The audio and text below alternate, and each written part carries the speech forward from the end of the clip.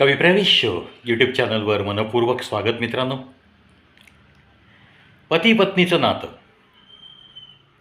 आणि त्यांच्यातील असाच कधीकधी होणारा खूप मोठा गोड संवाद, काही गमती जमती, कधी काही रुसवे फुगवे, इसी का नाम तो जिंदगी है ना दोस्तो, असंच म्हणावंसं वाटतं ना. आणि अगदी खरं आहे ते. मग त्याच्यातून काही जणांचे मिश्किल स्वभाव असतात आणि नेमकं तो मिश्किलपणा 40 वर्षाच्या संसारानंतरसुद्धा समोरचीच्या लक्षात येत नाही, ही एक खेदाची बाब असते. चला, प्रत्येक गोष्टीला एक सोनेरी किनार असते ना, तसाच काहीसा हा पण प्रकार. आज अशा गप्पा मी का मारतोय, अचंबित व्हायला झालं ना तुम्हाला? तर असाच एक मधाळ संवाद नुकतेच रिटायर झालेले पती महाशय आणि मनोमन पत्नीच्या विषयी खूप मोठा आदर, की चला आपल्या नोकरीच्या कालावधीत अगदी आपल्याला हवं नको बघणारी पत्नी आता जरा आराम करेल, आपण सकाळची कामं अंगावर घेऊयात आणि मग नवीन जीवनाला सुरुवात. Last mandatory overs of the life ह्या अतिशय चांगल्या जाव्यात म्हणून त्यांनी हा निर्णय घेतला की तू थोडं आता उशिरा उठलीस तरी चालेल, सकाळची कामं मी उरकून घेत जाईन. दूधवाला आला की नाही, कुणी आलं तर दार उघडणं, पेपरवाला आला की नाही पाहणं, सकाळचं चहा कॉफी करणं, थोडीफार घरातली जाडलोट करणं. अगं दमून गेली असशील तू सगळं करून, मग आता मी करतो ही कामं, तू थोडी निवांत उठत जा. वा, किती छान. म्हणजे असे निर्णय घेणारे पती ज्या पत्नीला मिळतात, तिने तुळशीला पाणी घातल्याचं सार्थक झालं असं तिच्या मनात नक्की येत असणार.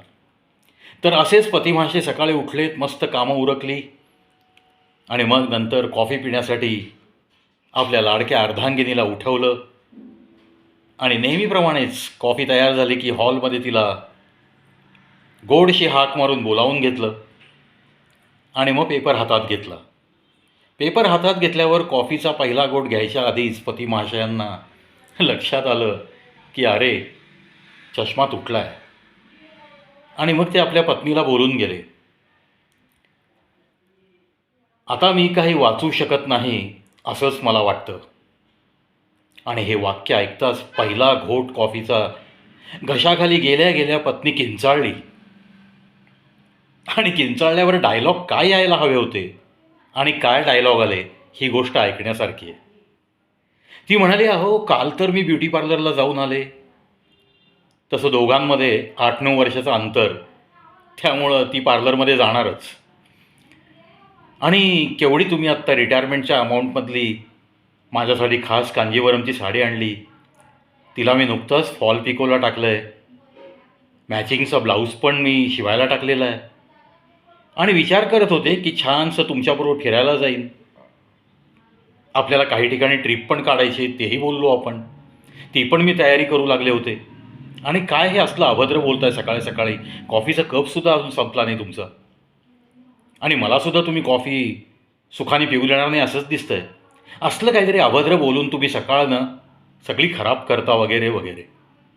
एवढे तुम्ही दागिने घेतलेत लाडाने मला, ते दागिने घालून मला कितीतरी समारंभात मिरवायचं होतं तुमच्यासोबत मला इथं जायचं होतं, तिथं जायचं होतं, कितीतरी इच्छा अपुऱ्या राहिल्या तुमच्या नोकरीमुळे, त्या सगळ्या पूर्ण करायच्या होत्या आणि हे तुम्ही काय बोलताय? मी आता काही वाचू शकेल असं मला वाटत नाही. What it means? असा जो पट्टा चालू झाला आणि आपली अर्धांगिनी एकदा सुरू झाली की ती लवकर थांबत नाही. एवढा 40 वर्षाचा अनुभव घेतलेलं हे आपल्या पतिमहाशयांचं व्यक्तिमत्व शांतपणे ऐकत राहिलं. आणि मग थोडासा पट्टा शांत झाल्यावर त्यांनी तिला सांगितलं, आता बोलू मी पुढचं? तिला पण काही समजेना, हा सिरियस मोड एकदम असा वेगळ्याच शांततेकडे का वळाला. तेव्हा ते पतिमहाशय बोलते झाले, अगं तशा अर्थाने नाही म्हणालो मी.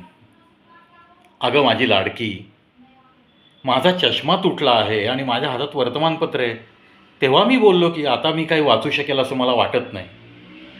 कुठल्या कुठे अर्थ घेतेस आणि केवढा आकांतांडव करतेस. मित्रांनो, मिश्किलपणा लक्षात येणारा ती वेळ साजरी करण्याला त्यासाठी सुद्धा थोडीशी विनोदबुद्धी जागृत असावी लागते. आणि मग असे विनोद कोणासमोर करायचे, कोणासमोर नाही करायचे, याचं तारतम्य बाळगणंसुद्धा हे आपलंच काम आहे ना. चला थोडा वेळ ते पतिमहाशय विसरून गेले की मैं कौन सा डायलॉग किसके सामने पेश कर रहा हूँ, आणि अशी काही गंमत जम्मत होऊन गेली. पती चाललाय याचं दुःख तर आहे, पण त्याच्या आधी दुःख बाकीच्या गोष्टींचं ओठाच्याद्वारे बाहेर पडतं. म्हणजे किती प्रेम खरं असतं ना. जगामध्ये किती प्रेम खरं ठेवत 40 वर्ष लोक एकमेकांच्या सोबत संसार करत असतात. प्रश्नचिन्ह निर्माण होतं संसार या शब्दाच्या पुढे. असो, चला गमतीचा भाग आपण घेऊयात तेवढा. जास्त सिरियस, जास्त खोलात या सब्जेक्टमध्ये जाण्याची गरज नाही. एक मला वाटली गंमत तुमच्या कानापर्यंत पोचवावी, म्हणूनच मी ही एक गंमत.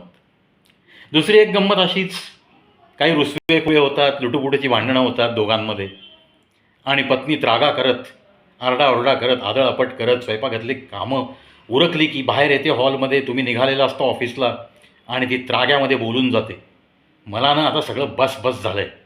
मी म्हणून तुमच्याशी लग्न केलं आणि मी म्हणून टिकले.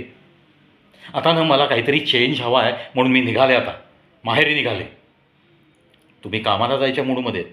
तुमच्या डोक्यात आज गेल्यानंतर काय कामाची यादी आहे, आज कोणती टेन्शन्स फेस करावी लागणार आहेत, हे सगळं तुमच्या डोक्यात असताना असा त्रागासमोर होतो, आणि ते पती महाशय आतल्या आत चिडतात आणि ताबडतोब तिची पर्स तिच्या हातात देतात. चल ही तुझी पर्स, चल निघ निघ म्हणून तिला मुख्य दरवाजाच्या बाहेर ढकलतात, अक्षरशः ढकलतात, आणि आतून कडी लावून घेतात. ती सरप्रायझिंगली, अरेच्या मी सहज बोलले आणि ह्या माणसाने मला हाकलून दिलं, आहे त्या कपड्यानेशी माझी पर्स माझ्या तोंडावर फेकली, असा आविर्भाव करून ती परत कॉलबेल दाबते. तो पण हळूच दरवाजा उघडतो आणि म्हणतो, प्लीज जायचं आहे ना तुला, जा, मी तुला परमिशन दिली आहे. असे काही प्रसंग जरूर येत असतात. त्याच्यातला हा गमतीचा भागच आपण घ्यायचा. ती बायको परत आतमध्ये येते आणि पुन्हा तिच्या कामाला लागते, नवऱ्याला हसून टाटा करते. लुटुपुटीचा हा रुसवा फुगवा, अशी ही भांडणं, असाच संसार चालू असतो. आणि यातसुद्धा एक खट्टामिठापण, अशीच मजा असते. चला मस्त रहा, मजेत रहा. आपल्या अर्धांगिनीसोबत तुमचं आयुष्य आनंदात जावो, याच सदिच्छा.